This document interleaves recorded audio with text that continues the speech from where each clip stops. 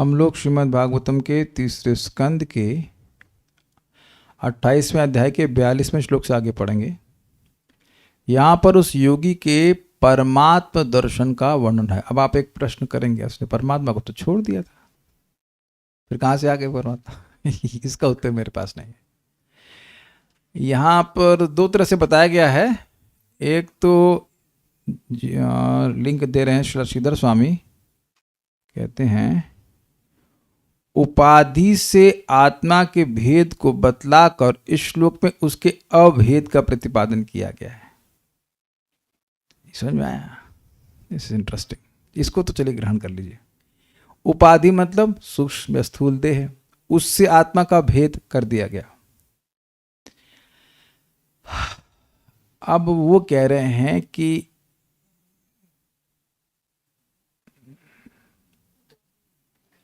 कुछ बात पूरी तरह समझ में नहीं आ रही है। एक बात समझ में आ रही है, वो ये है कि ये जो उपाधियां ये अलग अलग नहीं है मूलतः। एक बात जो समझ में आ रही है वो ये, आपका शरीर या मेरा शरीर पंच महाभूत से बना है कि नहीं? तो देखने में अलग अलग लग रहा है, लेकिन वास्तविकता में भेद नहीं है। ये पॉइंट सजेस्ट किया जा रहा है। और चक्रवर्ती पाद कहते हैं कि क्या कहते हैं, देख लेते हैं चक्रवर्ती पाद ने क्या कहा है। कह रहे हैं इस प्रकार समस्त स्थानों में परमात्मा का पृथक भाव से चिंतन करते हुए समस्त वस्तु का कारणत्व और लय स्थानत्व अवलोकन करेगा। अब ये कुछ आउट ऑफ प्लेस लिंक लग रहा है, क्योंकि परमात्मा के बारे में तो भाई सब चिंता ही नहीं कर रहे थे। तो एक बात ये समझ में आ रही है कि परमात्मा के स्वरूप पे ध्यान नहीं करना छोड़ दिए थे, लेकिन परमात्मा की अवस्थिति हर वस्तु में वो देख रहे हैं, ऐसा उनका दृष्टि हो जाती है। ये बात समझ में आती है। कुछ मुझे ब्रेकअप सा लगा था, मतलब इट्स लाइक अ जंप। कुछ समझ रहा है मैं क्या कह रहा हूँ? मतलब मैं भी समझ पा रहा हूँ कि मैं क्या कह रहा हूँ कहने का। ये तो समझ में आ गया कि उपाधि से आत्मा का भेद है। ये तो समझ में आ रहा है कि भाई देह से और देह से संबद्ध वस्तुओं से अपने को अलग देख पा रहा है, ठीक है। लेकिन अब उसके अभी अभेद का प्रतिपादन किया गया है। तो आत्मा का अभेद कैसे हो सकता है उपाधि से? वो तो है नहीं। तो अब बात समझ में ये आती है by the process of elimination कि उपाधियां भी वस्तुतः अलग नहीं है, वो पदार्थ से ही बनी हुई है। उनमें मूलतः कोई भेद नहीं है। जैसे आपको दो घड़े अलग अलग दिख रहे हैं, है ना, लेकिन वो है क्या? मिट्टी है ना। तो ये बात थोड़ी समझ में आ रही है। यहां पर हम लोग अपनी पहचान अपने शरीर से कर रहे हैं और सबको अपने शरीर अलग अलग दिखाई पड़ रहे हैं, लेकिन क्या सभी के शरीर में तत्व अलग अलग हैं? लेकिन दिखाई अलग अलग पड़ रहे हैं। लेकिन जो वास्तविक रूप से मतलब जो व्यक्ति इस प्रकार से ब्रह्मभूत अवस्था को प्राप्त कर गया, वो ऐसा भेद नहीं देखता। वही देख रहा है कि कोई भी शरीर है वो पंच महाभूत का बना। ये बात समझ में आती है, इतनी बात मुझको समझ में आ रही है। तो पहले इसको बोल लेते हैं। सर्वभूतेषु चात्मानं सर्वभूतानि चात्मनि, सर्वभूतेषु चात्मानं सर्वभूतानि चात्मनि, ईक्षते नान्यभावेन भूतेष्व तदात्मताम्, ईक्षितानन्यभावेन भूतेष्वेव तदात्मना। ईक्षेतानन्यभावेन भूतेष्व तदात्मताम्, ईक्षेतानन्यभावेन भूतेष्वेव तदात्मताम्। सर्वभूतेषु चात्मानं सर्वभूतानि चात्मनि, सर्वभूतेषु चात्मानं सर्वभूतानि चात्मनि, ईक्षते नान्यभावेन भूतेष्व एव तदात्मना, ईक्षेतानन्यभावेन भूतेष्वेव तदात्मताम्। सर्वभूतेषु चात्मानं सर्वभूतानि चात्मनि, सर्वभूतेषु चात्मानं सर्वभूतानि चात्मनि, ईक्षेतानन्यभावेन भूतेष्वेव तदात्मताम्, ईक्षितान्यभावेन भूतेष्व तदात्मताम्। योगी को चाहिए कि समस्त जीवों में उसी एक आत्मा को देखे, क्योंकि जो कुछ भी विद्यमान है वह सब परमेश्वर की विभिन्न शक्तियों का प्राकट्य है। इस तरह से भक्त को चाहिए कि वह समस्त जीवों को बिना भेदभाव के देखे, यही परमात्मा का साक्षात्कार है। ओह, अब समझ में आया। उपाधि से आत्मा के भेद को बतलाकर इस श्लोक में उसके अभेद का प्रतिपादन समझ में आया। देखिए, आत्मा का उपाधि से भेद है एक, लेकिन आत्माओं का आपस में कोई भेद नहीं है। भेद नहीं का मतलब इंडिविजुअलिटी तो है, लेकिन मैं आत्मा, अब कौन सी आत्मा है, राधिका रमण आत्मा से श्रेष्ठ नहीं हूं। राधिका क्या बोलते, राधा रमण आत्मा से, या हमारे श्री कृष्ण पादाय प्रभु जी आत्मा से मैं अलग नहीं हूं। अब समझ में आया। Okay okay okay. हम सभी लोग भगवान के अंश हैं। वी आर नॉट बेटर और लेसर देन एनीवन। फोटो देख लीजिएगा। ये श्लोक कौन से श्लोक पे, किसी को याद है? मुझे भी याद नहीं है। नहीं, मुझे याद है। एक भी आप ये श्लोक कह सकते हैं, सर्वभूतेषु येनेकम भावम एकम भावम अव्ययम ईक्षते। ये भी श्लोक है। अविभक्तम विभक्तेषु, ऐसे कर श्लोक है। ये भी श्लोक है, लेकिन मैं इसको शॉर्ट से सोच रहा हूँ। विद्या, हाँ, विद्या विनय संपन्ने ब्राह्मणे कवि हस्तिने शुनि चैव स्वपा के च पंडिता समदर्शिना। तो जो पंडित है वह समदर्शी होता है, चाहे वो कोई विद्या और विनय से संपन्न ब्राह्मण हो। विद्या विनय संपन्ने ब्राह्मणे, गवि यानी गाय, हस्ति मतलब हाथी, शुनि चैव स्वपाक के च, शुनि मतलब कुत्ता, अश्वपाक मतलब कुत्ते को खाने वाला। उसमें पंडित का समदर्शन होता है। वह जानता है कि आत्मा हैं, वो सभी आत्माएं विभिन्न शरीरों को प्राप्त हैं। शरीर का भेद दिख रहा है, लेकिन आत्मा एक है। अब समझ में आई बात कि क्या कहना चाहते हैं। वो आत्मा का भेद है उपाधि से, वो तो हम लोग पढ़ चुके हैं, शरीर से पृथक है, लेकिन आत्माओं का आपस में भेद नहीं है। देखिए, इस बात को मायावाद में न ले जाएं आप। ऐसा नहीं है कि मैं अपने आप को ही क्लास दे रहा हूं। आप आत्मा हैं और मैं आत्मा हूं, लेकिन qualitatively we are same. Is that sinking? इसमें कोई भेद नहीं है। राजेश प्रभु, कोई दिक्कत तो नहीं हो रही? आप ऐसे देख रहे थे, लग रहा है कि सारी आत्माओं के आगे अनादि काल है कि एज। अच्छा, आगे नहीं, एज। अच्छा, आप जो कैसे माइक कंफ्यूज क्यों करती है? चैट कर रहे हैं, शर्म नहीं आती आपको? हम रूम में होते हुए आप चैट कर रहे हैं, हम कहें कौन मैसेज कर रहा है? हम भी आपका आज से बोलना बंद, आपको मैसेज किया करेंगे, चैट करेंगे। रोटी बन गई क्या? यही बैठी हो तो आप बोल दो ना, घबरा क्यों रही हैं?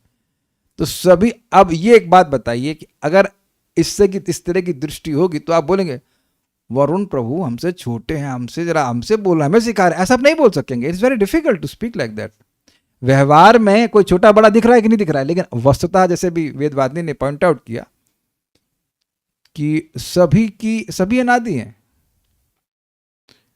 और परम पूज्य राधानाथ महाराज बड़ी सुंदर बात कहे, बड़ा मजेदार बात कहे कि यदि आप अपने आप को किसी से भी श्रेष्ठ समझते हैं, then there is something very wrong with your consciousness. There is something very wrong with you. आपके संग बहुत गड़बड़ है।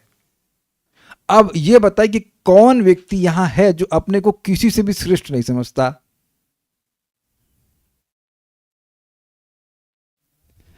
है डांट खाने वाला प्रश्न। नहीं, आप मेरे से श्रेष्ठ नहीं है, मैं आपसे श्रेष्ठ नहीं हूं। आप कैसे हमको डांट सकते हैं? हम श्रेष्ठ होंगे तब ना डांटेंगे आपको। कैसे डांटेंगे आप? तो अब देखिए, थोड़ी थोड़ी बात सुन करके हम लोग कुछ गुण आ जाता, थोड़ा ज्ञान आ गया, 2-4 साल जप कर लिया एक्स्ट्रा, तो तुरंत श्रेष्ठ श्रेष्ठ श्रेष्ठ श्रेष्ठ। You may be little more fortunate, that's it, but not श्रेष्ठ। तो स्वरूपतः कोई किसी से श्रेष्ठ नहीं। जैसे बहुत सिंपल है, बहुत सिंपल है। सूर्य की किरणों में से कौन सी किरण श्रेष्ठ होती है? हाँ, जल्दी से बताइए। सूर्य माता जी सब जानती हैं, शी नोज इट ऑल। सूर्य की किरणों में से कौन सी किरण श्रेष्ठ होती है माता जी? चैट पे तुरंत बताइए आप। Oh, she does not know, maybe. We were remembering you when we had our homemade tomato ketchup today. She was serving in a ketchup factory. गौरव प्रभु, जब तक माता जी उत्तर दे रही तब तक आप प्रमाणित कर दीजिए कि आप अधिक बुद्धिमान, और जल्दी से चैट पे बताइए कि कौन सी किरण श्रेष्ठ है, सूर्य की किरण में से कौन सी किरण श्रेष्ठ है। सुरेशा माता जी कह रहे हैं रेड वाली है। अच्छा, आपका फेवरेट कलर रेड होता है क्या? अच्छा, देखिए क्या क्या उत्तर आते हैं। वेदवादिनी ने कहा, कुछ कुछ नहीं कहा।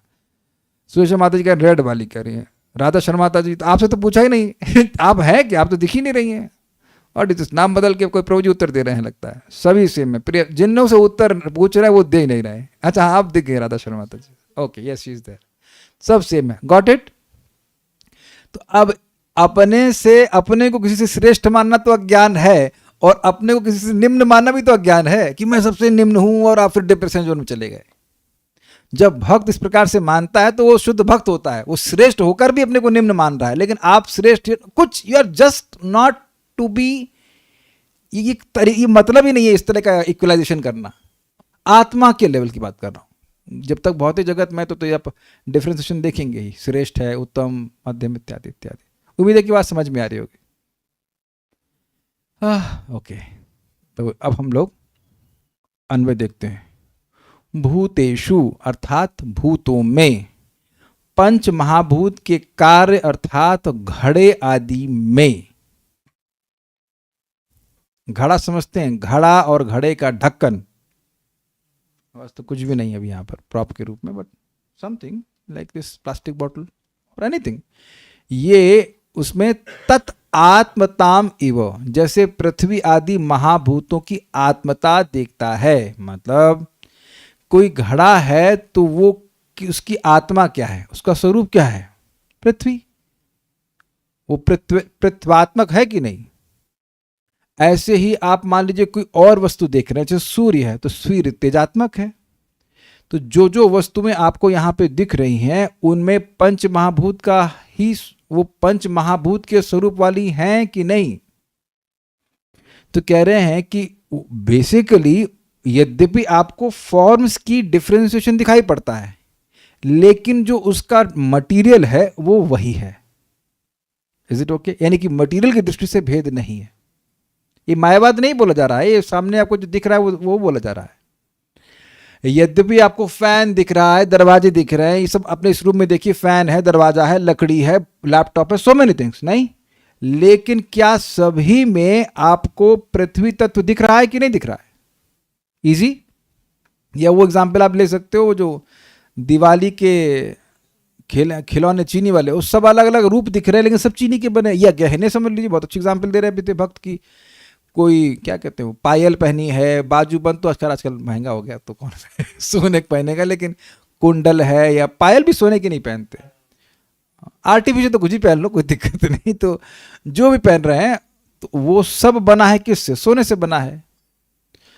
तो ये बोल भी देते हैं कि बड़ा सोना लाद रखा है, तो मतलब केवल सोना का से ईंट बांध लिए नहीं।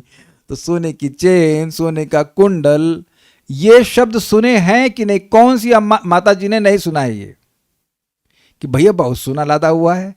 वो सोना का मतलब समझ रहे हैं? सोना का मतलब कुंडल और हार और जो कुछ भी सोना का पहनी हो, कड़ा भी पहनते हैं, तो वो सब सोना ही, सोने से बना हुआ है, इसलिए सोना कह देते हैं, बड़ा सोना पहना हुआ है। I hope. माँ कभी कभी या बहू को सास बोलती है इतना सोना पहन के मत जाओ, ये तो सुना होगा पक्का। किसी शादी में जा रहे हैं, रात्रि में देर हो जाएगी, इतना सोना पहन के मत जाओ। किस माता जी ने नहीं सुना है ये? हाथ खड़ा को। हम माता जी लोगों को पूछ रहे हैं जो शादी कर चुकी हैं, उनके सास हैं फॉर्चुनेटली, और ने बोला होगा इतना सोना पहन के मत जाओ। तो अब वो सभी को सोना बोल दी कि नहीं? कान कंगन का सोना। तो ये सोचिए, अंडरस्टैंड कि उस सभी की स्वर्णात्मकता है। तो अब आप यहां विभिन्न प्रकार के भेद देख रहे हैं, लेकिन भेद वस्तुतः नहीं कि जो सब कुछ पृथ्वी से बना है। फॉर एग्जाम्पल पृथ्वी से, ऐसे जल और ले सकते हो। जैसे आप अंटार्कटिका में पहुंच गए मान लीजिए, तो वहां पे आपको भूमि दिखाई पड़ रही है। भूमि है वो राजेश प्रभु, क्या है वो? बर्फ है। तो बर्फ किससे बनी होती है? जल से। भले ही वो थल जैसी दिखाई पड़ रही है, कहीं कहीं तो वो जो तालाब होता है उस पर आप चल सकते हैं, एकदम मोटी बर्फ की लेयर बन जाती है। तो यद्यपि वह लग रहा है कि वह चलने का स्थान है, लेकिन एक्चुअली वो तो पानी है। Is it okay? ठीक है।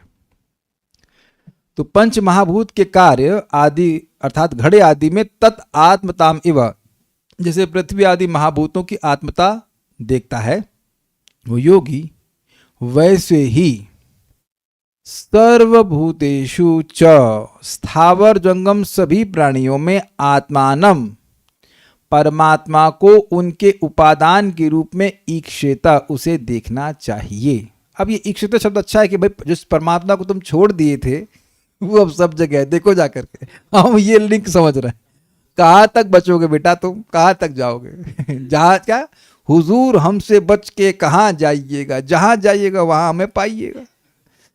तो भगवान कहेंगे बेटा हमसे कहाँ बचोगे तुम, तो कहने कि भाई तुमने देख ली आत्मा की स्थिति को देख लिया, अब वस्तुओं को तुमने यथावत देख लिया, सब ये सब नाटंकी है कि ये अलग वस्तु, ये अलग वस्तु है। वही पृथ्वी से बनी हुई वस्तु का आप अधिक पेमेंट करते हो कि नहीं? सब्जी मार्केट चले जाना, आलू 70 रुपए का 5 किलो और शिमला मिर्च 100 रुपए किलो। अब तो समझ में आ गया ना आपको कि दोनों ही पृथ्वी से आई हैं लेकिन रेट में डिफरेंस है। कल कृष्ण प्रभु तो समझे नहीं पा रहे होंगे। कभी खरीदे, सब सब्जी खरीदे होंगे कलकत्ता में, दाल चावल सब पृथ्वी का ही तो विकार है, सब जगह सब पृथ्वी, लेकिन सबका रेट अलग अलग है। तो आप समझ रहे हैं कि वह ये समझ रहा है कि सब कुछ पृथ्वी का ही विकार है। मैं पृथ्वी को पकड़ रहा हूं, बाकी अन्य चीजों को आप ले लेना, लेकिन एसेंशियली पंच महाभूत में पृथ्वी को पकड़ना। तो अब जैसे विभिन्न प्रकार के पदार्थों में पृथ्वी अनुसूत है, अर्थात पृथ्वी का ही प्रवेश है, पृथ्वी के प्रवेश को आप काट नहीं सकते हैं, ऐसे ही सभी प्रकार के स्थावर जंगम प्राणियों में परमात्मा उपादान यानी कि इंग्रेडिएंट के रूप में, अर्थात परमात्मा कण कण में प्रवेश किए हुए हैं, ऐसा उसको देखना चाहिए। समझे बात? अभी देख लीजिए सब तरफ जहां भी आप देख रहे हैं अलग अलग चीजें इस घर में रखी हुई हैं, लेकिन सभी जगह पृथ्वी ही उपादान के रूप में है, स्वीकार है। उपादान समझ रहे हैं? वेदवादी उपादान क्या होता है? बोल दीजिए माइक पे। इंग्रेडिएंट। फर्स्ट क्लास, सही उत्तर दिया आपने। तो उपादान कारण मतलब जिन वस्तुओं से कोई चीज बनी होती है। तो आप कहेंगे परमात्मा से सब कुछ बना हुआ है। वेल नॉट एग्जैक्टली, लेकिन परमात्मा की शक्ति तो है ही, लेकिन परमात्मा हर जगह प्रवेश किए उस तरह से बताया जा रहा है। जैसे पृथ्वी अपने हर कार्य में प्रवेश की हुई है, स्वीकार है, वो देख पा रहा, तो ऐसे ही उसको देखना चाहिए कि परमात्मा भी सब जगह प्रवेश किए हुए हैं। एक बात, क्योंकि कार्य में कारण विद्यमान होता है। हाँ, ये तो बहुत मुश्किल है ना समझने में। अरहर की दाल में क्या होना ही चाहिए बताइए वेदवाद? अरहर, ये सिंपल। अरहर की दाल में अरहर ही ना हो तो कैसे काम चलेगा? ये भी समझ में नहीं आया काला कृष्ण प्रभु को। ऐसा आंख आप दिखाते हैं, हमको क्या लगता है कुछ समझ नहीं आ रहा। ये तो समझ में आ रहा है भाई, ये तो श्री कृष्ण बात है, बच्चे को समझ में आ रहा है। अनंत है क्या? अनंत प्रभु आपको समझ में आ रहा है कि नहीं? अरहर की दाल समझते हो आप? हाँ, अरहर की दाल में अरहर होती है कि नहीं होती है, बस यही समझना है। कारण है अरहर और वो अपने कार्य में रहेगी कि नहीं। आप अरहर की दाल बनाओ, अरहर का पीठा बनाओ, उसके कुछ भी बनाओ, अरहर की दाल के पराठे भी बनते हैं, अगर किसी ने खाए आपको, you know that, you can stuff it in. तब भी तो जो कारण है वो अपने कार्य में रहेगा कि नहीं रहेगा? ऐसे क्यों समझ नहीं यार गुस्सा मत दिलाओ। तो ऐसे ही भगवान परमात्मा के रूप में हर कण में प्रवेश किए हुए हैं। इसमें समझने में क्या मुश्किल है? नेक्स्ट, अब ये तो समझ में आ गया। अब दूसरी चीज बड़ी मजेदार है, आत्मनीच और परमात्मा में उनके कार्य रूप में सर्वभूतानि समस्त जीवों को अनन्य भावे न इक्षुते समभाव से उसे देखना चाहिए। ये क्या मतलब? फिर घड़े में पहुंचिए। घड़े में पृथ्वी है और घड़ा आकाश में है समझ में आ गया? ये सारे जो वस्तुएं यहां पर हैं उन सब में पृथ्वी तत्व प्रवेश किया हुआ है। और ये सब रखी कहां पे है? पृथ्वी में ही, पृथ्वी के बाहर तो नहीं है। यही बात बोल रहे हैं कि सभी जीवों में परमात्मा प्रवेश किए हुए हैं और सभी वस्तुएं परमात्मा में हैं। सोचिए, थोड़ा सोचिए, फिर से हम रिपीट कर रहे हैं। सभी वस्तुओं में परमात्मा, कण कण में व्यापी परमात्माएं हैं, लेकिन साथ ही साथ सभी वस्तुएं परमात्मा में वैसे ही हैं जैसे पृथ्वी की बनी हुई सारी वस्तुओं में पृथ्वी है, लेकिन वो सारी वस्तुएं भी तो पृथ्वी में हैं। आप सबों के अंदर आकाश है कि नहीं है? खाली जगह है ना, कुछ छोड़े ना खाली जगह। और आप सब लोग आकाश में हैं कि नहीं है? मतलब शरीर की बात कर रहा हूं, सिंपल। ये तो बच्चा समझ सकता है इस बात को, योगी को नहीं समझा। वो गलती करता है, बेचारा फंसेगा, परमात्मा को देखना ही पड़ेगा। ये बात यहाँ पे बोल रहे हैं, देखना चाहिए। अनन्य भावे न इक्षते, स्वम भाव से उसे देखना चाहिए। अनन्य मतलब ना अन्य, यानी परमात्मा के अलावा उसे और कुछ नहीं देखना चाहिए। 4.35 गीता का खोलिए और देखिए कि क्या गीता में भगवान इस बात को बोला है। 4.34 में बोले हैं, तद विद्धि प्रणिपातेन परिप्रश्नेन सेवया उपदेक्षन्ति ते ज्ञानम ज्ञानिनस् तत्वदर्शिनः। उस ज्ञान को जानने के लिए तुम तद विद्धि प्रणिपात यानी शरणागति के भाव से, परिप्रश्नेन आध्यात्मिक प्रश्न के द्वारा और सेवा के द्वारा उनको संतुष्ट करो, ज्ञानियों को। उपदेक्षन्ति ते ज्ञानम ज्ञानिनस् तत्वदर्शिनः, वह तत्वदर्शी तुम्हें ज्ञान देंगे। तो ज्ञान देंगे तो क्या हो जाएगा? तो कहते हैं, यज ज्ञात्वा न पुनर्मोहम एवं याससि पांडवा ये न भूतानि शेषेण द्रक्ष्यस्यात् मन्यथो मयि। बहुत सुंदर श्लोक है। 4.35 में भगवान कह रहे हैं, यज ज्ञात्वा, जिस ज्ञान को जानकर, न एवं मोह पुनर्प्राप्त यास्यसि, हे पांडव तुम जिस प्रकार का मोह कर रहे हो कि ये मेरे दादाजी हैं, ये मेरे गुरु जी हैं, इत्यादि इत्यादि, ये मैं हूँ, ये वो हैं, ये मेरे रिश्तेदार हैं और आप तो कोई है ही नहीं। मतलब भगवान कृष्ण की तरफ नहीं देख रहे हैं, अपनी रिश्तेदारी को देख रहे हैं। तो उस प्रकार के मोह को तुम नहीं प्राप्त होगे। तो क्या होगा? ये ना, जिस ज्ञान के द्वारा अशेषेण भूतानि, कोई भी जीव रह नहीं जाएगा, सभी वस्तुओं को, सभी जीवों को, स्थावर जंगम सबको, द्रक्ष्यसि आत्मनि अथो मयि, तुम सभी, उन सभी को तुम आत्मा में, परमात्मा में, मुझ में देखोगे। तो भगवान बोले इस बात को, जो मुझको सब में देखता है और सबको मुझ में देखता है। ऐसा कुछ है ना 6ठे अध्याय में, भगवद गीता के 6ठे अध्याय के अंत में ना, यो माम पश्यति सर्वत्र सर्वम च मयि पश्यति तस्याहम न प्रणश्यामि सच में न प्रणश्यति। है ना कुछ? तो आप पहली बार तो सुन नहीं रहे हैं, गीता में भी सुने थे कि सब पहली बार सुन रहे हैं। यो माम पश्यति सर्वत्र, जो मुझे सब जगह देखता है। सब जगह देखता मतलब सब जगह प्रवेश के रूप में देखता है कि भगवान हर जगह है। और सर्वम च मयि पश्यति, और सबको मुझ में देखता है। तो सच में न प्रणश्यामि, वह व्यक्ति मुझे कभी ना देख पाता, ऐसा नहीं है। और न च क्या के सच में न प्रणश्यति, और ऐसा नहीं कि मैं उसके नहीं, मैं उसके लिए कभी नष्ट नहीं होता और वो मेरे लिए कभी नष्ट नहीं होता। ये बात है। तो हर जगह भगवान को देखना, दर्शन करना, ये बात है। तो इस प्रकार के श्लोक आप गीता में भी सुन चुके हैं।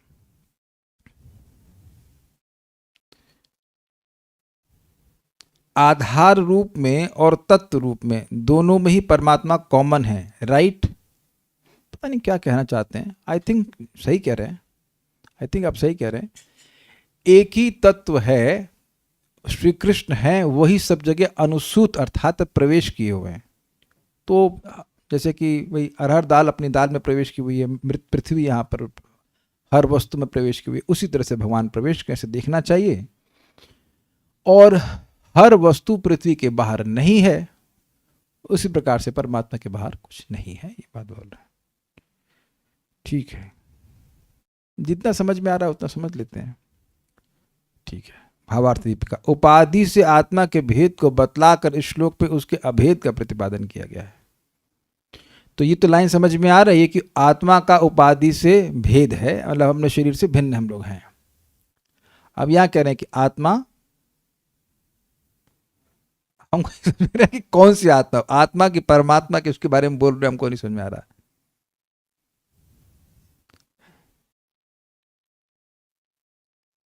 ओहो ओहो, अच्छा, अब कुछ समझ में आ रहा है भाई। आप कहेंगे इतने कंफ्यूज है तो पढ़ा क्यों रहे हैं? नहीं नहीं नहीं, देखिए अभी तक हम लोग आत्मा का अर्थ जीव ले रहे थे, है ना? और वो सब अंडरस्टैंडिंग गलत नहीं थी, लेकिन एक और अर्थ आ रहा है जो बात समझ में आ रही है। ओहो, अब समझ में आ रहा है, दिस इज वेरी गुड। अब इसलिए आ रहा है कि परमात्मा क्यों आ रहे। देखिए पिछले श्लोक में आत्मा का अर्थ क्या लिया गया था, मैं दिखाता हूँ श्लोक तो समझ में आ जाएगा। अब समझ में आया, see this is it, 1 second, I will show you, you will understand.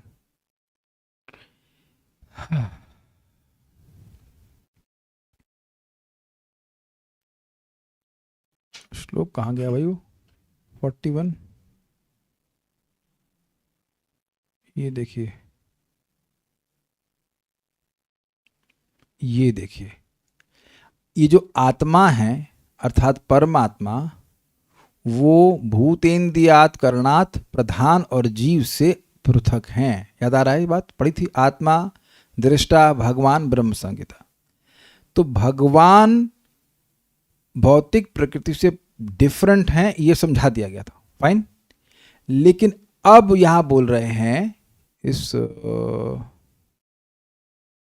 श्लोक में कि कैसे भगवान का इस जगत से अभेद। अब समझ में आई बात, अब एक्चुअली बात समझ में आ रही, कुछ समझ रहे हैं, आप कैच कर रहे हैं। भगवान इस भौतिक प्रकृति से पृथक है, वो श्लोक क्रमांक 41 में समझाया गया था। भूत यानी पंच महाभूत, इंद्रियों से, अंतःकरण से, प्रधान से और जीव से आत्मा अर्थात परमात्मा, भगवान जिनको भगवान कहते हैं या ब्रह्म कहते हैं, और जो दृष्टा है वह इनसे अलग है, ये कहा गया था। लेकिन इस श्लोक में यह समझाया जा रहा है कि भगवान का कैसे इन उपाधियों से अभेद भी है। उपाधि मतलब जो उपाधि कैसे बनती है, स्थूल और सूक्ष्म पदार्थ से बनती है। वो पदार्थ किसके हैं, उनमें भी तो भगवान का प्रवेश है, वह भी भगवान से अलग नहीं है। ये बात यहां समझाई जा रही है, दैट्स अ पॉइंट।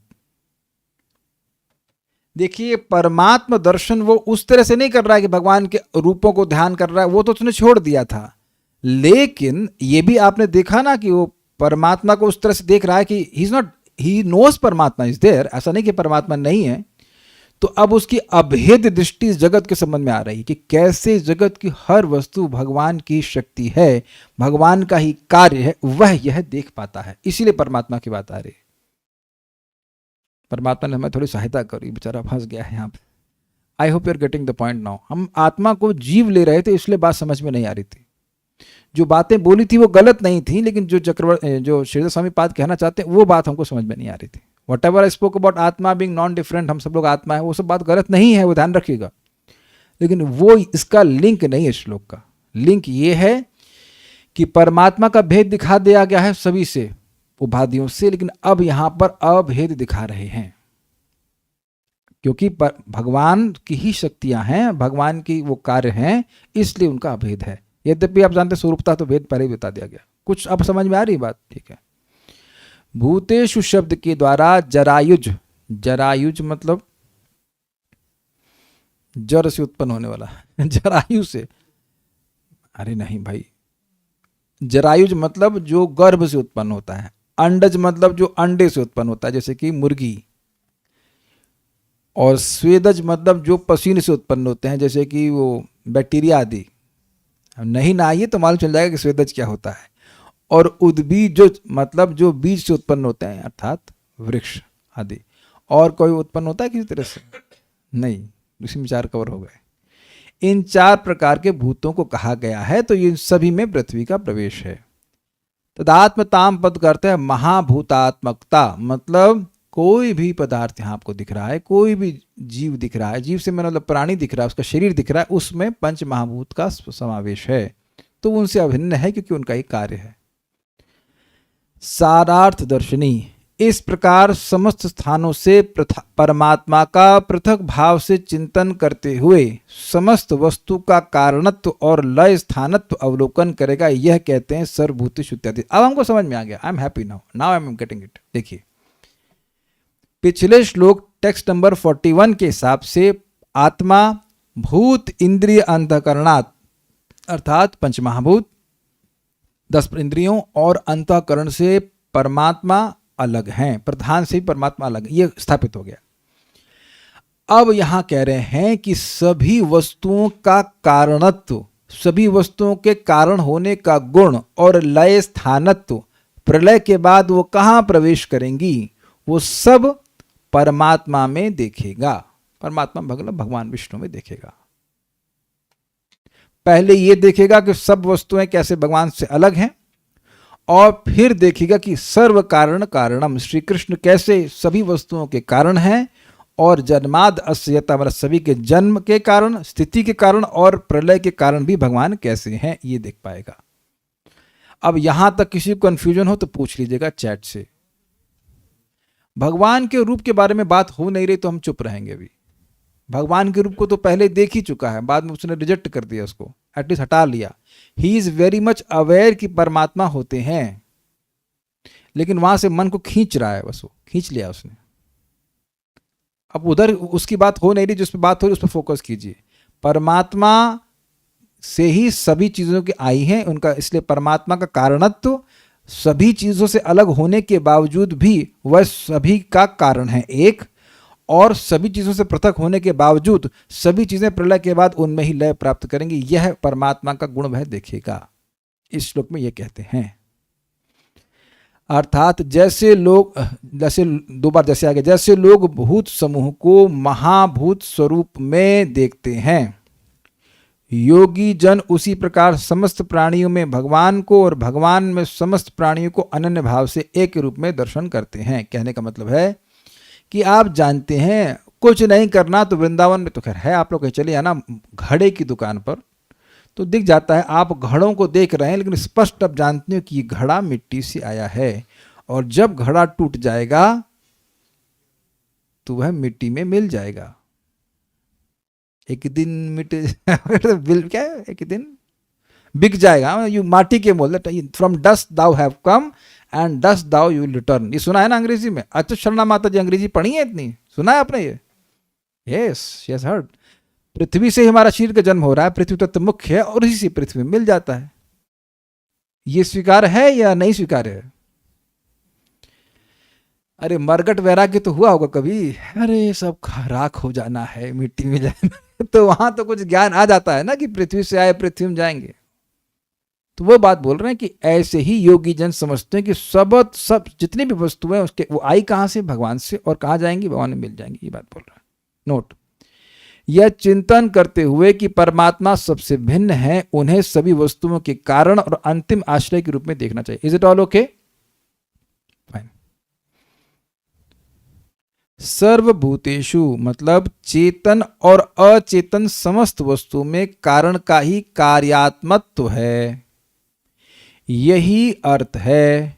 कार्य समूह का भी लय स्थानत्व का के कारण कारण रूपत्व है, यह कहते हैं सर्वभूतानि इत्यादि। इसका नोट समझ लीजिए। सभी प्राणियों में परमात्मा को देखा जाता है क्योंकि कारण अपने कार्य में विद्यमान रहता है। कितने लोगों ने अरहर की दाल में अरहर की दाल को नहीं देखा है? हाथ खड़ा कीजिए। सबने देखा है, ठीक है। कहीं अरहर की दाल में क्या मूंग की दाल दिखाई पड़ेगी? कभी कभी जो अनभिज्ञ पति होते हैं वो बेचारे समझ नहीं पाते, वो बोलते हैं आज पीली दाल बना देना। कोई ऐसे प्रभु जी भी हैं यहाँ पे। अब पीली का मतलब समझ नहीं पाते कि चना दाल की, मूंग दाल की, अरहर दाल क्या उड़द भी, उड़द में व्हाइट वाली उड़द में आप हिंग वो हल्दी मिला दीजिए तो वो भी पीली हो जाएगी। तो हो सकता है ऐसे कुछ प्रभु जी लोग हों। ऐसा कोई प्रभु जी अज्ञानी है यहाँ पे? अज्ञानी प्रभु जी इधर हैं कोई जो ना भेद कर पाते हों? तो लेकिन आप समझ रहे हैं कि ये भेद समझते हैं। अरहर की दाल में अरहर दिखेगी। कभी कभी ऐसा हो जाता है कि दाल वो हल्दी अधिक हो और दाल कम हो, but I hope you are getting the point. तो कोई कार्य है उसमें कारण दिखेगा तो बस सभी जगह भगवान को देखता है, इजी है। फिर परमात्मा में सभी प्राणियों को देखा जाता है क्योंकि ब्रह्मांड के अंतिम विनाश के समय सभी कार्य उनमें विलीन हो जाते हैं। मतलब क्या है भाई? Is a different way of putting things. भगवान सब में आए हैं, ठीक है, वेरी गुड। अब ये सब उन्हीं में लीन हो जा रही हैं, मतलब आई कहां से? उन्हीं से आई थी। लीन होने के द्वारा समझा रहे हैं कि वो आई भी थी वहीं से, उन्हीं में थी, उसी में लीन हो गई। ठीक है, उम्मीद है कि समझ आ गया होगा। तदात्मता से अभिप्राय महाभूतात्मता है, मतलब जितनी भी वस्तुएं हैं भौतिक हैं उनमें पंच महाभूत विद्यमान रहते हैं। तात्पर्य, जैसा कि ब्रह्म संहिता में कहा गया है, परमात्मा न केवल प्रत्येक ब्रह्मांड में प्रवेश करता है अपितु वह परमाणुओं तक में प्रवेश कर जाता है। परमात्मा सर्वत्र सुप्त अवस्था में विद्यमान है और जब कोई उसकी उपस्थिति को सर्वत्र देखता है तो वह भौतिक उपाधियों से मुक्त हो जाता है। अब ये सुप्त का मतलब क्या है? सो रहे हैं परमात्मा। सुप्त मतलब neutral, not sleeper, is not sleeping there. मत्ता स्मृति ज्ञानम अपोहनम, चाहे उनसे ही ज्ञान आता है, उनसे ही विमोह होता है, तो वो सो नहीं रहे हैं, जस्ट न्यूट्रल, वो देख रहे हैं कि क्या हो रहा है, जो हो रहा है वो होने देते। और उनकी उपस्थिति को सर्वत्र देखता है तो वह भौतिक उपाधियों से मुक्त हो जाता है। ये भी इंटरेस्टिंग है, मतलब मैं पुरुष हूँ, ये स्त्री है, ये है, वो इसे कहते हैं विविक्त दृष्टि, कुत्ता बिल्ली इत्यादि इत्यादि। लेकिन जब वो ऐसा देख पाए अगर वास्तविक रूप से कि सब जगह परमात्मा का ही प्रवेश है, तो इस प्रकार की उपाधियों का लोप हो जाता है। ये बात बोल रहे। सर्वभूतेषु शब्द को इस प्रकार समझा जा सकता है, जीवों की 4 भिन्न भिन्न श्रेणियां हैं। उद्बीज यानी पृथ्वी से उत्पन्न मतलब बीज से उत्पन्न, अंडज मतलब अंडे से उत्पन्न, स्वेदज मतलब पसीने या खमीर से उत्पन्न। खमीर से भी कुछ उत्पन्न होता है क्या? Is it bacteria? तथा पिंडज यानी भ्रूण से उत्पन्न। जीवों की इन 4 श्रेणियों की 84 लाख योनियां हैं।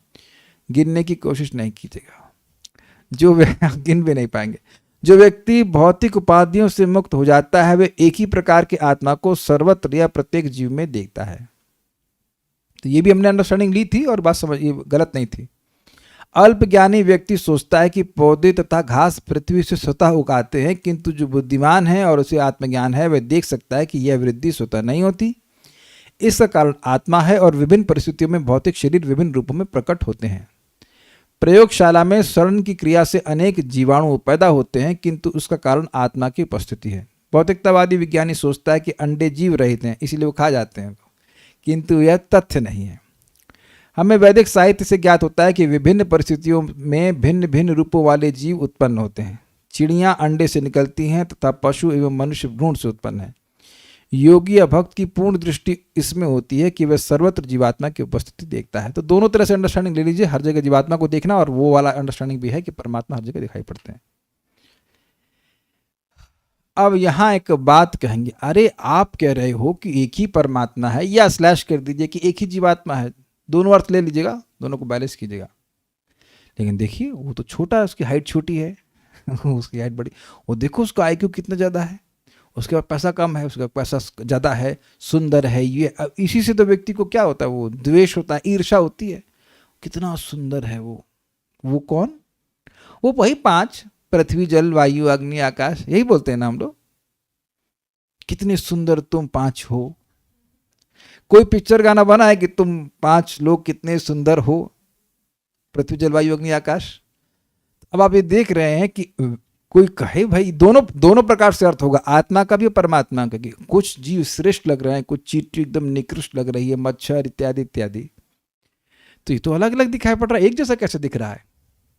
तो बड़ा सुंदर उदाहरण दिया गया कि देखिए, जैसे अग्नि के अलग अलग साइज दिखाई पड़ते हैं, लकड़ी से जलाइए, गैस से जलाइए, कंडा जलाइए, है ना, वो अलग अलग आकार दिखाई पड़ता है, लेकिन अग्नि तो एक ही है। स्वीकार है? और ना विश्वास तो टच करके देख लीजिएगा कि लकड़ी की अग्नि अलग है, नहीं, सेम अग्नि है। अग्रीड? उसी प्रकार से अज्ञान के कारण जीव सोचता है कि ये व्यक्ति श्रेष्ठ है, मैं श्रेष्ठ हूं, वो निकृष्ट है, इत्यादि इत्यादि। ये मतलब जीवात्मा की दृष्टि से। और परमात्मा की दृष्टि से भी वही परमात्मा सूअर के हृदय में भी है और मेरे हृदय में भी है। Is that okay? ऐसा नहीं है कि कोई इंद्र है तो वो आत्मा की दृष्टि से श्रेष्ठ होगा, या परमात्मा का भाई देवता इसके पास रहेंगे और सूअर के पास नहीं रहेंगे। तो दोनों परमात्मा परक और आत्मा परक व्याख्या आपको ग्रहण करनी होगी। आप एक उदाहरण दिया जा रहा है भाई, लकड़ी वाला। लकड़ी के चेंज होने से अग्नि चेंज नहीं हो जाती। कदाचित कोई ऐसी लकड़ी जलाई जाए जिसमें सुगंध आए, फॉर एग्जाम्पल सैंडलवुड, तब भी तो अग्नि तो वही रहेगी ना। फाइन? तो यही बोल रहे हैं कि आत्मा के रूप में कोई भेद नहीं। देखिए, ये बात बहुत गंभीर है। हम सब लोग आत्मा हैं, और अगर हम भजन करते हैं, नाम जप कर रहे हैं, प्रसाद ग्रहण कर रहे हैं, जो भक्ति का प्रोसीजर है, there is no damn inhibition for you. Is that okay? आप किसी भी भक्त में के आध्यात्मिक प्रगति में कोई बंधन नहीं है। आप जब करो, जो जैसा प्रयास करेगा उसकी वैसी प्रगति हो जाएगी। इसलिए आप ये कभी मत सोचना कि वो व्यक्ति हमसे श्रेष्ठ है। नो, उसने मेहनत अधिक करी है, वो दैट्स अ डिफरेंट थिंग। लेकिन आप ये नहीं कह सकते कि आप स्वरूपतः कहीं किसी डिसएडवांटेज पे हैं। मैं ये कहना चाहता हूं, बहुत सिंपल सा एग्जांपल आपको लूंगा। सभी लोगों को अनुभव है ना कि आप यहां पे हैं, या किसी को कुछ कम अनुभव हो रहा है कि वो यहां पर है? कुछ मेरी बात समझ में आई? सभी लोग अनुभव कर रहे हैं कि आप यहां पे हो, तो वो जो ज्ञान शक्ति है उसमें कुछ कमी है। मैं ज्ञान की बात नहीं कर रहा हूं, ज्ञान शक्ति की बात कर रहा हूं। अवेयरनेस कि मैं हूं, उसमें कोई कमी है?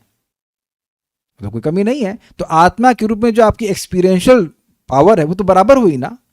हरे कृष्णा कृष्ण कृष्ण हरे हरे, हरे राम राम राम हरे हरे। तो ये हरे कृष्ण मंत्र सभी आत्माओं के लिए बराबर रूप से कार्य करता है। अपराध नहीं करेंगे तो तीव्रता से काम करेगा, क्योंकि व्यक्ति अपने को इसमें उलझाता है कि सामने वाला तो इस पोजीशन में है, ऐसा है, वैसा है, इसलिए भक्ति में प्रगति कर सकता है। मैं तो ऐसा, इतना वैसा हूं, इसलिए क्योंकि मैं ऐसा, हजार तरह के फंडे लगाकर कहता हम प्रगति नहीं कर सकते। तुम करना नहीं चाहते ये बोलो ना, बाकी कोई भी रुकावट नहीं है। उम्मीद है कि बात समझ में आ रही होगी। मेरी सारी लकड़ियों आपको समझ में आ रहा है? मैं लकड़ी बोल रहा हूँ, लड़की नहीं बोल रहा हूँ। सबकी अलग अलग लकड़ी है कि नहीं है शरीर। बट यू नो दैट पंच महाभूत से सबका शरीर बना हुआ है। अज्ञान में भी बराबर वाला है विद्या। जितना मैं अपने को पुरुष मानता हूँ, वहाँ की स्त्रियां सब अपने को स्त्री मान रही हैं। अग्रीड, अज्ञान तो बराबर है। तो जब बीमारी भी बराबर है तो दवा भी बराबर है। जैसे मैं वेदवादी, दोनों डॉक्टर के पास गए तो मेरी बीमारी अलग, उनकी अलग। तो ऐसा तो नहीं भाई वेदवादी को जो दिया वही हमको दे दो, ऐसा तो चलेगा नहीं। वी आर डिफरेंट, एट इस body wise we are different. लेकिन यहाँ तो अब सबका शरीर, मतलब जो अज्ञान है, जो उपाधि से अज्ञान, वो बराबर है। ये आप लोग को बहुत, मैं जानता हूं किसी ना किसी के मन में जरूर होगा, अरे प्रभु जी तो बहुत जानते हैं, वो बहुत ज्यादा भागवत जानते हैं, वो ज्यादा प्रगति कर लेंगे। नहीं, ऐसा कुछ भी नहीं। It is nothing at all. वैसे भी प्रगति करने के लिए सबसे प्रबल साधन जो है हरे कृष्ण मंत्र, वो तो सबसे आसान है। इह होते सर्व सिद्धि होवे तुम्हार। तो अब आप ये कहें, अगर सोचें, कुछ एक आध लोग प्रश्न करते हैं हमको कब समझ में आएगा? बेटा तुमको नहीं भी समझ में आएगा तो भी कोई फर्क नहीं पड़ता। हरे कृष्णा कृष्णा कृष्णा हरे हरे, हरे राम राम राम हरे। ये तो समझ में आ रहा है, इसको करिए ना। इसी को समझाने के शाम क्लास दे रहे हो। These realizations are shown so that you will understand। ये सब मिलेगा हरे कृष्ण मंत्र करने की तरह। ऐसा नहीं कि आपकी दृष्टि में ये सब नहीं आएगा, आपको भी सब रियलाइजेशन प्राप्त होंगे, ये सब बातें हैं। लेकिन ये मत कहिए कि आप किसी डिसएडवांटेज में। हरे कृष्ण मंत्र बोलना और सुनना, इसमें ये किसके कान खराब है जरा बताइए? जिसके कान, जिसको नहीं सुनाई पड़ रहा वो बताए मेरे को। सबको तो सुनाई पड़ रहा है। तब माया में जाने में किसी का कोई रुकावट नहीं है ना? बस भगवान के पास जाने में रुकावट है ना? क्या कह रहे हैं? कमेंट कर रहे हैं तो जरा बोल लिए, क्या कीजिए। अगर कहीं डांट खाने लायक होगी तो डांट भी दिएंगे, कोई दिक्कत नहीं। प्रसाद देना जरूरी है, तो गेस्ट आते हैं तो क्लास के बाद प्रसाद मिलना चाहिए। तो ये समझना चाहिए कि इसमें कोई डिसएडवांटेज नहीं है। इसको आप वहीं से ले लीजिएगा। अहेतु की अप्रतिहता ये नात्मा। अगर आप अपने ऊपर उपाधि लगा लिए तब तो भक्ति में दिक्कत आएगी। और उपाधि छोड़कर भजन कीजिए कि हम भैया एटलीस्ट जब करते समय कि भाई हम कुछ नहीं है, आई एम जस्ट, कुछ नहीं मतलब मैं इंजीनियर नहीं हूँ, डॉक्टर नहीं हूँ, गरीब नहीं हूँ, पैसे वाला कुछ नहीं हूँ, मैं भगवान का सेवक हूँ, भगवान की भक्ति करना चाहता हूँ, finish. Then there is no impediment. क्योंकि मूलतः अग्नि बराबर ही है। अग्नि मतलब आत्मा के रूप में हम सब बराबर है। तो मेरे पीछे बोलिए, स्वयोनिषु यथा ज्योति एकम नाना प्रतीयते। स्वयोनिषु यथा ज्योतिः एकं नाना प्रतीयते। योनिनाम गुण वैषम्यात् तथात्मा प्रकृतौ स्थितः।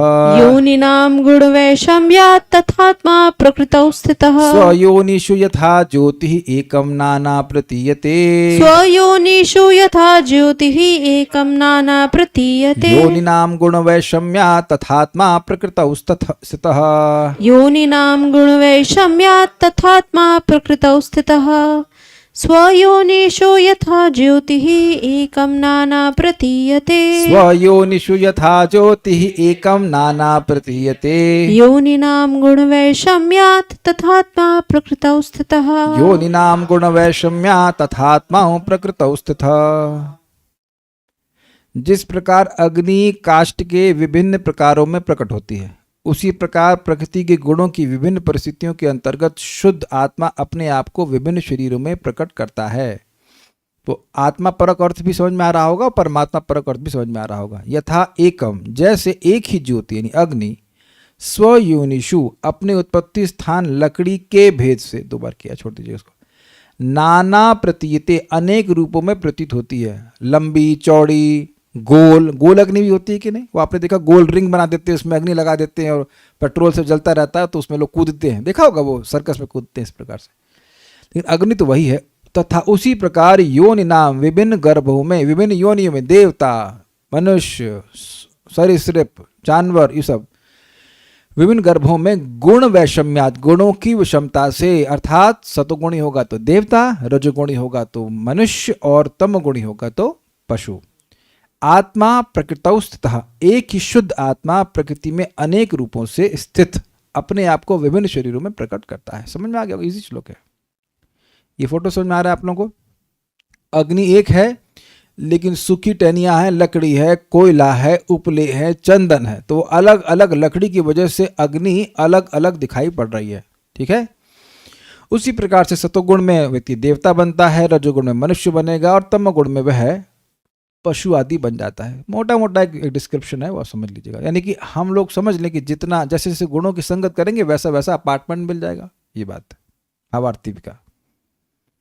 इस श्लोक में भगवान कपिल दृष्टांतोपन्यास, दृष्टांत को रखने के द्वारा दृष्टांतोपन्यास पूर्वक धर्म भेद की औपाधिकता को बतला रहे हैं। What does that mean? धर्म भेद की औपाधिकता को बतला रहे हैं। जो आपको धर्म का भेद दिख रहा है वह उपाधिगत है, ना कि स्वरूपगत, यह कह रहे हैं। मतलब आत्मा का धर्म तो एक ही है, सच्चिदानंद, तो जो भेद दिख रहा है निकृष्ट उत्कृष्ट, वो उपाधिगत है। उपाधि के भेद से धर्म भेद दिख रहा है।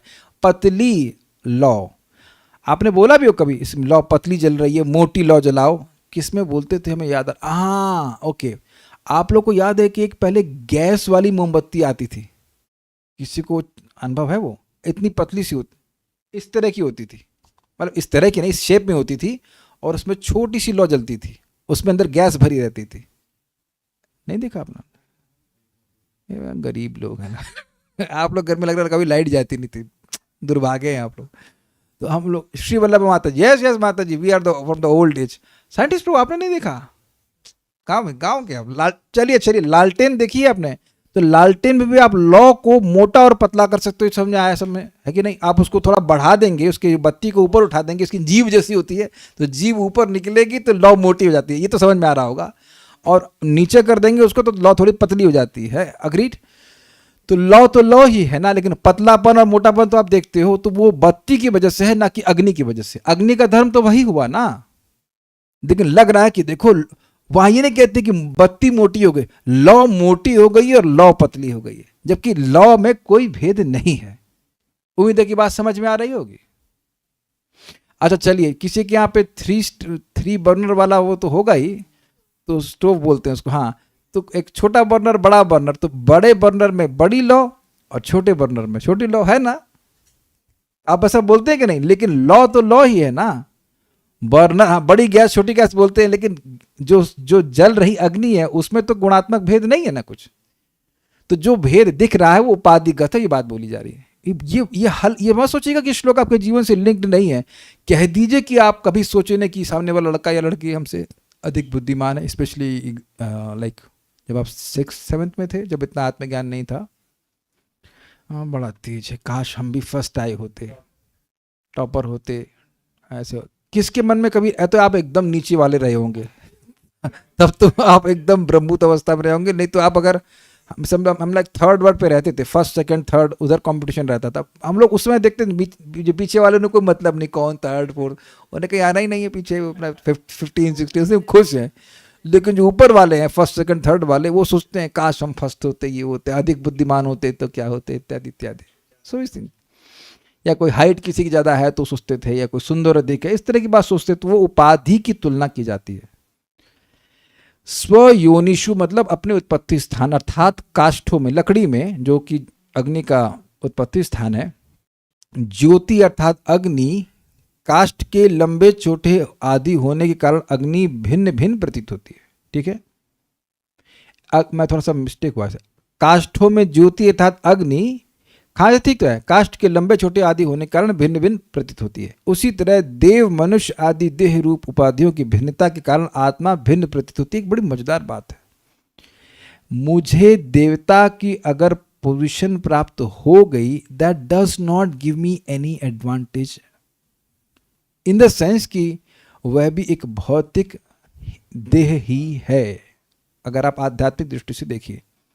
इसलिए भक्ति करके देवता बनने की इच्छा नहीं करनी चाहिए। अगर बुद्धिमान है, बुरी बनना चाहते हैं देन फाइन, बट ये कोई बहुत अच्छा एडवांटेज नहीं है। भगवान की भक्ति करके भगवान की भक्ति प्राप्त करने चाहिए, उससे आत्मा को फायदा होगा। ठीक है, सारार्थ दर्शनी, परमात्मा के प्रति देहवर्तित्व रूप में, अरे बाप रे ये क्या मतलब है, अर्थात देवादि नाना शरीरों में अवस्थित रहने के कारण प्रतिदेह वर्तित्व, प्रतिदेह मतलब हर देह में, वर्ती अर्थात वर्तमान रहने वाले, भगवान हर जगह है, हर चीज में रहने, उनके कारण नानत्व प्रतीति और भद्र और अभद्र रूप में जो प्रतीति होती है वह वास्तविक नहीं है, यह दृष्टांत सहित कहते हैं सो योनिषु इत्यादि। तो इन्होंने परमात्मा परक अर्थ लिया है कि यद्यपि भगवान हर जगह रहते हैं, तो सब वस्तुएं फिर अलग ऊंच नीच क्यों दिखाई पड़ रही हैं?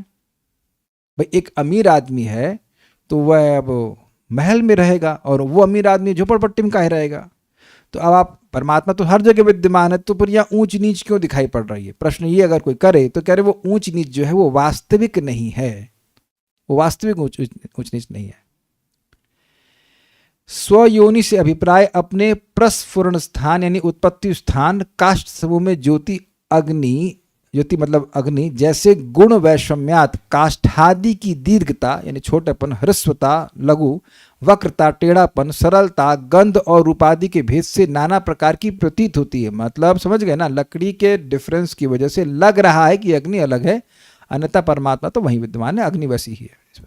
उसी प्रकार प्रकृता स्थिता देहाश्रित आत्मा अर्थात परमात्मा, आत्मा कर लेने परमात्मा, देह के गुण वैषम्य के कारण नाना रूपों में प्रतीत होते हैं। बहुत अच्छी बात सीखिए, क्या आपने काम किया भाई? देखिए, हमारा, मेरा, आपका शरीर चाहे कैसा भी हो, परमात्मा तो वही है, और आप भी आत्मा हो, वही हो। तो यदि मैं भक्ति करूंगा तो भगवान परमात्मा के रूप में वही हैं, तो आशीर्वाद में कोई कमी नहीं है। Is that okay? जैसे मैं अपने पापा को प्रसन्न करूं, लेकिन पापा गरीब हैं, और दूसरा व्यक्ति अपने पापा को प्रसन्न कर रहा है, पापा अमीर हैं, तो दोनों जगह तो आशीर्वाद में अंतर आ जाएगा कि नहीं आ जाएगा? बहुत अच्छा वरुण प्रभु बोल रहा है कि अमीर पापा आईफोन दे देंगे और गरीब पापा लॉलीपॉप। जैसे एक भक्त बता रहे थे कि उनके पापा फर्स्ट आए, तो उस समय थोड़ा सा पुराने, अब उनके पापा फर्स्ट आए मतलब समझ लो पुराने ज़माने में कुछ सब चीज़ें महंगी होती थी, तो मम्मी को बोले मम्मी आज ब्रेड मिल सकती है, मैं फर्स्ट आया ना। दैट्स, अब सोचिए कि इस समय बात सोच करके दया आएगी उस बच्चे पर कि फर्स्ट आने में कितनी मेहनत होती है, और एक फर्स्ट आने के बाद वो बच्चा ब्रेड मांग रहा है। और मैं बता रहा हूँ आपको, ये मेरे संग भी घटा हुआ, तो मुझे पूरी पिक्चर विविडली याद है। मैं खुद ही ब्रेड लेके आया, और उस वक्त चाय थी, कुछ चाय के संग ब्रेड अच्छी लगती थी, तो मैं कभी चाय भी पी है, ऐसी बात नहीं, बट नॉट एडिक्टेड। तो मैं कुछ ब्रेड एक्स्ट्रा खा गया था, तो मेरी मम्मी ने डांट लगाई कि बहन किससे का मतलब आई एम सॉरी लेकिन हम कबोड़े तो पहले से ही हैं, तो क्या कर सकते। अब आज मेरे घर पे हम लोग से ब्रेड खाते नहीं, अगर कोई मान लो आज इसको एक ब्रेड पूरा खा जाए, चल भाई अभी पास से दूसरे ब्रेड भी खिला दूंगा, और खाना तीसरी ब्रेड, आ जाओ किसी को चाहिए एक ब्रेड खाइए, 6 डब्बा खिला देंगे। इस डब्बा नहीं, क्या होता वो पैकेट खिला देंगे। कहाँ से बात आ गया? मतलब हम वही बात बोल रहे थे कि गरीब व्यक्ति है तो वो आपको, गरीब पिता आपको बहुत पुरस्कार नहीं दे सकता है, ये मैं खाली कहना चाहता हूँ। लेकिन परमात्मा तो बराबर है आपके हृदय में, तो अब आप भजन करोगे, उन्हीं का नाम बोलते हैं ना, तो वो आशीर्वाद आने में कोई कमी नहीं है। आप कम नहीं हो उनके, उतने ही अंश हो और उनके सामर्थ्य भी उसी रूप में विद्यमान है आपके पास, ये मैं खाली कहना चाहता हूँ। वो ब्रेड वाली बात से समझा रहा था मैं। तात्पर्य आपको, मतलब हम बात, आज हमारे घर में वो नूडल्स बने थे तो हमें याद आ गया कि एक ज़माने में इतने महंगे होते थे नूडल्स कि मेरी माँ घर में खुद बनाती थी। हम लोग कहते इतना मज़ा नहीं आया लगता। आप लोग घर में ऐसा हुआ करता था? In the old age even noodles was to be so much like कि बहुत बड़ी बात है, क्या नूडल्स बन रहा है। आजकल तो सब कुछ सस्ता, पता नहीं लोग कह रहे हैं महंगा हो गया, हमें लग रहा है सब कुछ सस्ता हो रहा है, या पता नहीं लोगों के पैसे बढ़ रहे हैं, whatever, but I was remembering like that. तो खैर, जो गरीब व्यक्ति है वो अपने बट्टे को कितना ज़्यादा आशीर्वाद दे पाएगा। तो ये समझना चाहिए कि भगवान आपके हृदय में भी उतने ही विद्यमान है जितना हमारे हृदय में, and his mercies blessings are there fully provided you access it. तात्पर्य यह समझ लेना होगा कि शरीर को उपाधि दी जाती है। भौतिक प्रकृति के 3 गुणों की अंतःक्रिया प्रकृति है, और इन गुणों के अनुसार किसी को छोटा शरीर मिलता है तो किसी को बड़ा। उदाहरणार्थ, काष्ठ के बड़े खंड में अग्नि बड़ी प्रतीत होती है और एक छड़ी में छोटी लगती है। वस्तुतः अग्नि की गुणता सर्वत्र एक रहती है, किंतु भौतिक प्रकृति का प्राकट्य ऐसा है कि ईंधन के अनुसार अग्नि छोटी या बड़ी प्रतीत होती है। इसी प्रकार विराट शरीर का आत्मा एक से गुण वाला होते हुए भी लघु शरीर की आत्मा की अपेक्षा भिन्न होता है। समझे? हाथी की आत्मा और चींटी की आत्मा में कोई भेद नहीं है। आत्मा के लघुकण विशाल आत्मा की चिंगारियों के समान है। सबसे महान आत्मा तो परमात्मा है, किंतु यह परम आत्मा लघु आत्मा से गुण में भिन्न है, अर्थात वो नियामक है। वैदिक साहित्य में परमात्मा को लघु आत्मा की समस्त आवश्यकताओं की पूर्ति करने वाला कहा गया है। नित्यो नित्यानाम चेतनस चेतनानाम एको बहुनाम यो विदधाति कामान। सारे नित्य है, उनमें एक मुख्य नित्य है। सारे चेतना से युक्त है, उनमें मुख्य एक चेतना से युक्त है, जो एक श्री कृष्ण सभी की इच्छाओं को पूर्ण कर रहे हैं, ये बात कहा जाता है।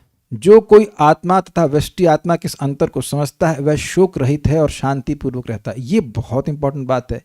जब तक हम अपनी पहचान देह से करेंगे रोते ही रहेंगे, क्योंकि कोई जगत का नियम समझ लीजिए कि आप चाहे कितना ही महान बन जाइए, आपसे श्रेष्ठ कोई ना कोई व्यक्ति जरूर होगा।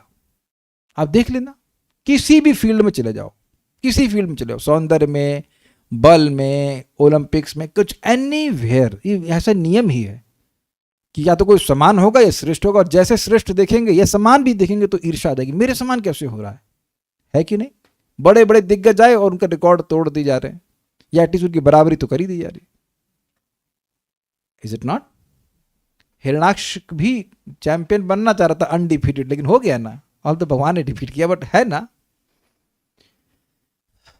तो आप ये अगर विचार करेंगे कि केवल पढ़ने की बात नहीं है, अगर ये थोड़ा सा भी हम धारण करने लग जाएं कि we are all equals on a spiritual platform, तो इस प्रकार की होड़ की, कंपटीशन की व्यक्ति इच्छा नहीं करेगा। It saves you so much anxiety. उसका इतना बड़ा घर है, मैं उतना लूंगा, मैं इतना करूंगा, मैं उसके पास इतना बैंक बैलेंस है, मेरे पास इतना कम है इत्यादि, ये करके भी जीव करते करते मर जाता है। Is it not happening? लोग सुसाइड भी इसलिए कर रहे हैं। जब लघु आत्मा अपने को विशाल आत्मा के तुल्य सोचता है तो वह माया के वश में होता है, क्योंकि वह उसकी स्वाभाविक स्थिति नहीं होती। मतलब जब भी हम सोचते हैं कि हम एंजॉय करेंगे स्वतंत्र रूप से, तब ऐसी भावना तो वो माया के वश में होता है। मात्र कल्पना से कोई विशाल आत्मा नहीं बन सकता, और प्रयासों से भी नहीं, कल्पना करके भी नहीं भगवान बन सकते। और चलो कह रहे हैं और कोई कहते कल्पना नहीं कर रहे हैं, भाई साधना कर रहे हैं, क्या तुम बात कर रहे हो? साधना करके भी नहीं बन सकते, क्योंकि वह असंभव बात है। वराह पुराण में विभिन्न आत्माओं की लघुता या विशालता का वर्णन स्वांश और विभिन्न अंश के रूप में पाया जाता है। स्वांश कौन है? भगवान है। विभिन्न अंश जीवात्मा है। स्वांश आत्मा भगवान है और विभिन्न अंश आत्माएं या लघुकण शाश्वत रूप से लघुकण ही रहते हैं, जैसा कि भगवद गीता में पुष्टि हुई है, ममे वांशो जीव लोके जीवभूत सनातना इत्यादि। लघु जीव शाश्वत अंश हैं, अतः वे कभी परमात्मा के समान नहीं हो सकते। भाई एक बात बोल के हम रुकेंगे, और बहुत अच्छी बात है। क्या आपको कभी भगवान की सेवा करते हुए ये फील हुआ है कि आपकी सेवा बहुत छोटी सी है? लाइक एक फूल ही तो अर्पण कर रहे हैं, एक जल ही तो थोड़ा दे रहे हैं, 1 गिलास 2 गिलास पानी दे रहे हैं, प्रणाम कर दे रहे हैं, थोड़ा हरे कृष्णा कर दिया, तब मन में आदमी सोचता है कि मैं तो, मेरी सेवा कोई सिग्निफिकेंस तो रखती नहीं है। भैया आप हैं ही से insignificant, by default we are insignificant, हम नगण्य ही हैं और ही रहेंगे। तो उस बारे में चिंता मत कीजिए। Is it sinking? मैंने क्या कहा? आप छोटी सी सेवा कर रहे हो, लेकिन वो आप समझो कि आप छोटी ही सेवा कर सकते हैं। कुछ सिंक हो पा रहा है आपका? बड़ी सेवा कर ही नहीं सकते हैं, इसलिए वो दी ही नहीं जाएगी आपको। Is that sinking? Be face to face with reality. You are small and that's what you are going to be. You means me also. तो छोटी छोटी सेवाओं को प्रेम से, अफेक्शन से, अटेंशन से करने का प्रयास किया जाए। That what matters. किसी को आप प्रचार कर रहे हैं, वो बहुत बड़ी सेवा है। किसी को भक्ति में लाने का प्रयास कर रहे हो, बहुत बड़ी सेवा है। नहीं तो भगवान काहे कहते कि जो ये ज्ञान दूसरों को देता है वो सबसे अधिक प्रिय है, ना उससे अधिक कोई प्रिय होगा और ना कोई था। इसे बोल रहे हैं कि नहीं बात? But don't be afraid of your insignificance. Is that sinking? जो हमारी अभी क्या कह सकते हैं, इनसिग्निफिकेंस क्या कहते हैं, नगण्यता है, उससे घबराने की जरूरत नहीं है, उसको स्वीकार करना है। बल्कि इसको न स्वीकार करना ही तो हमारी क्षारता, निम्रता है। छोटे हो, छोटे की तरह, डिपेंडेंट हो, डिपेंडेंट की तरह रहना चाहिए भगवान पर। लेकिन ना, हम स्वतंत्र हैं, हम ये कर लेंगे, हम अपने से कर लेंगे, वो कर लेंगे, तो ये सब नहीं चलता। बहुत अच्छी बात है, थोड़ा विचार करेंगे तो अच्छा लगेगा उस पर कि वी आर इनसिग्निफिकेंट। नहीं तो हम एक वक्त को बोले कि आप प्रचार कर, प्रभु जी मैं बहुत बड़ा प्रचार करूंगा। चुप हो गया, ठीक है कर लेना बड़ा बड़ा। बट बड़े के लिए महाप्रभु ने नहीं कहा है। ईच वन प्रीच वन, जारे देखो तारे कहो कृष्ण उपदेश। एक बात हम इस पर और शेयर करना चाहते, it came to my heart very nicely. जारे देखो का मतलब, मैं विचार कर रहा था इस पर कि भगवान ने जिसको आपको दिखाया है, it is not an accident that someone has come in front of you. कुछ कैच किया ये बात? जारे देखो, तुम जिसको देखो, तो वो आपके सामने एक्सीडेंटली नहीं आ गया है। तारे कहो कृष्ण उपदेश, उसको भगवान आपके सामने लाए हैं क्योंकि आपका सामर्थ्य है कृष्ण का उपदेश उसको देने का। Is that okay? अगर वो लेने के लिए स्वीकार्य हो तो उसको जरूर दीजिए, प्रयास कीजिए। And that will be most wonderful service before we leave this body. We don't know when, but एक बहुत बड़ी सेवा है ये एक्चुअली सबसे बड़ी सेवा है। कल पुरुषोत्तम मास शुरू हो रहा है, तो ये दान देने का प्रयास करना चाहिए। ज्ञान दान सबसे बड़ा दान है। You help people in becoming Krishna conscious. We'll stop now. Shrimad Bhagavatam की जय, श्रील प्रभुपाद की जय, निताय गौर प्रेमानंदे।